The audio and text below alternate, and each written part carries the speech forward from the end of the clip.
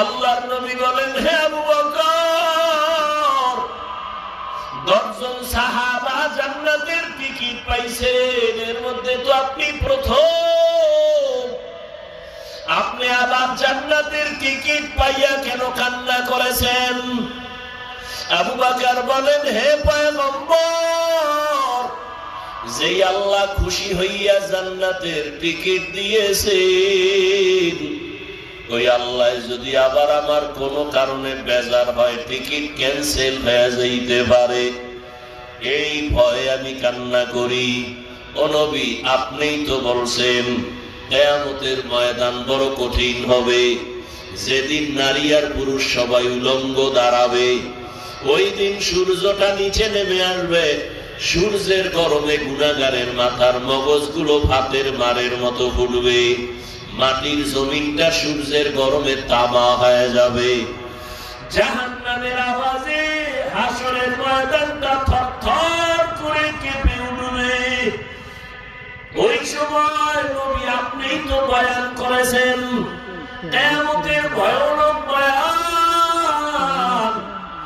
ওই বয়ানে আপনি নিজেও কান্না করিয়া বলছেন, কিয়ামতের দিন নবীদের কোনো গুনাহ নাই, তারাও কান্না শুরু করবেন। একদিকে সূর্যের গরম, অন্যদিকে জাহান্নামের আওয়াজ, অন্যদিকে আবার আল্লাহ রাগান্বিত হইয়া আওয়াজ দিবেন, লিমানিল মুলকুল ইয়াউম লিল্লাহিল ওয়াহিদিল কাহ্হার। ও নবী, আপনিই তো বয়ান করে বলেছেন, আল্লাহ যখন এই আওয়াজটা দিবেন, হাসরের ময়দানটা গরম, থরথর করে কেঁপে উঠবে আল্লাহর রাগান্বিত আওয়াজে। মানুষগুলো বেহুশ, নবীরা যাদের গুনাহ নাই তারাও কান্না করবেন। কি উপায় হবে তাদের? ও রহমতের নবী আদম নবী কাঁদবেন, উম্মতের কথাও ভুলিয়া যাবেন। ঈসা নবী কাঁদবেন, মুসা নবী কান্না করবেন, ইব্রাহিম নবী কান্না করবেন। ওই সময় যদি আমারে আল্লাহ ডাক দিয়া কয়, আবু বকর, আমি তোমাকে জান্নাতের টিকিট দিছি, বলো আমার আদালতে কি আমল নিয়ে আসছো? আমি যদি বলি আল্লাহ নামাজ নিয়ে আসছি, রোজা নিয়ে আসছি, তেলাওয়াত নিয়ে আসছি, আল্লাহ যদি বলে, আবু বকর, আমি যেইভাবে তেলাওয়াত চাইছি ওইভাবে তেলাওয়াত তুমি করতে পারো নাই, আমি যেইভাবে নামাজ চাইছি ওইভাবে তুমি নামাজ আদায় করতে পারো নাই, আল্লাহ তখন তো রাগ হইয়া যদি বলে, এই আবু বকরের সব আমল বরবাদ। আল্লাহ যদি অর্ডার করে, জাহান্নামের ফেরেশতারা আবু বকরের হাতে মারে জাহান্নামের শিকল লাগাও, ওই দিন আমার উপায় কি হবে রে নবী? দুনিয়াতে সূর্যের গরম সহ্য করতে পারি না, জাহান্নামের গরম আমি কেমন করে সহ্য করব? একটা মশার কামড় সইতে পারি না, জাহান্নামের আযাব কেমন করে সহ্য করব? একটা বেতের বাড়ি সইতে পারি না, হাসরের ময়দানে আল্লাহর আযাব কেমনে সহ্য করব? ও আমার কলিজার বাবারা, ও পর্দার আড়ালের মা বোনের, আমার কলিজার যুবক বাবারা, আমি তোমাকে কিন্তু এতক্ষণ যত বয়ান করছি একবারও বলি নাই আমার মতো টুপি লাগাও, আমি একবারও বলি নাই আমি কওমি মাদ্রাসায় লেখাপড়া করেছি, তোমরাও স্কুল কলেজ বাদ দিয়া মাদ্রাসায় যাও, একবারও বলি নাই আমি তাবলীগের লাইনের সন্তান, তোমাকে একবারও বলি নাই বাবা তাবলীগে যাও, আমি পীরের মুরিদ, একবারও বলি নাই তুমি পীরের কাছে যাও, বরং আমি তোমাকে সাপোর্ট দিয়া যাইতেছি, আমার মতো সাপোর্ট তোমাকে কোনো বক্তারা দেয় না, জানি না কেউ দেয় কিনা, আমার জানা মতে কোন বক্তাই যুবকদেরকে এই পরিমাণ সাপোর্ট দেয় না।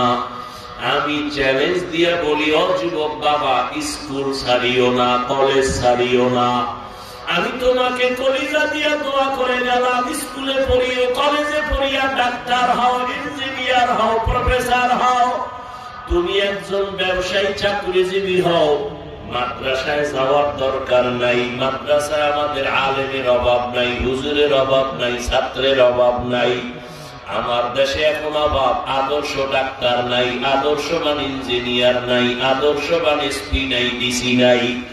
আজ আমার দেশে যদি আদর্শবান ডাক্তার থাকতো, এসপি ডিসি থাকতো, চেয়ারম্যান মেম্বার থাকতো, নামাজিওয়ালা, এই দেশে ওলামায়ে কেরাম মানুষের কোরআনের বয়ান করতে কোনো হারাম করে অনুমতি লাগতো না। ও আল্লাহর বান্দা, তুমি স্কুলে পড়ো, কলেজে পড়ো, কোনো বাধা নাই। অনুরোধ করে বলছি, কেউ কলেজ ছাড়বা না, বরং তুমি ডাক্তার হও, ইঞ্জিনিয়ার হও, প্রফেসর হও, ব্যবসায়ী হও, চাকরিজীবী হও। তবে আমার ছোট একটা দাবি, তুমি খবরদার বেয়াদব হইও না। বলবা হাফিজ ভাই বেয়াদব হইও না, কথার ব্যাখ্যা কি? ব্যাখ্যা হলো, 3 জায়গায় বেয়াদবি করবা না, তাহলে মরার আগে তোমার জীবন শেষ হয়ে যাবে। মরণের কালে পানি দেওয়ার মতো কাউকেও তুমি কাছে পাইবা না, খুব সাবধান। বিবেকের কাছে কথাগুলো রেখে যাই, মনে রাখি ওরে বাবা। 1 নাম্বার, মা বাবার সাথে খারাপ আচরণ করবা না। শিক্ষকের সাথে 2 বেয়াদবিমূলক আচরণ করবা না।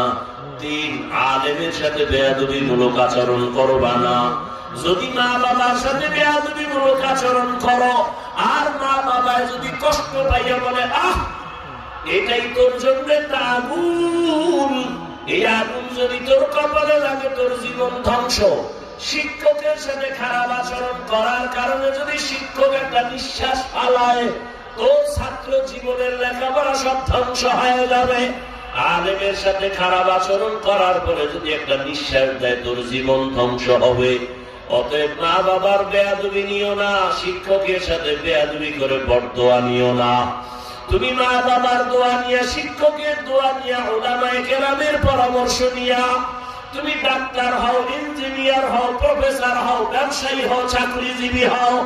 দেখবা তুমি ডাক্তার হলো তোমার জীবন ধন্য হবে, ইঞ্জিনিয়ার হলো তোমার জীবন ধন্য হবে।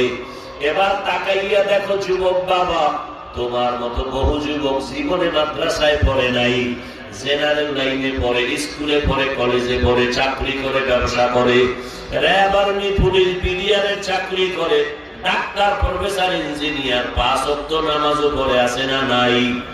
বলো তুমি কেন পারো না রে বাবা? তোমার মতো যুবক রাস্তায় গাড়ি চালায়, নামাজ ছাড়ে না, বলো তোমার কপালে কার বরদোয়া লাগছে, তুমি কেন পারো না রে?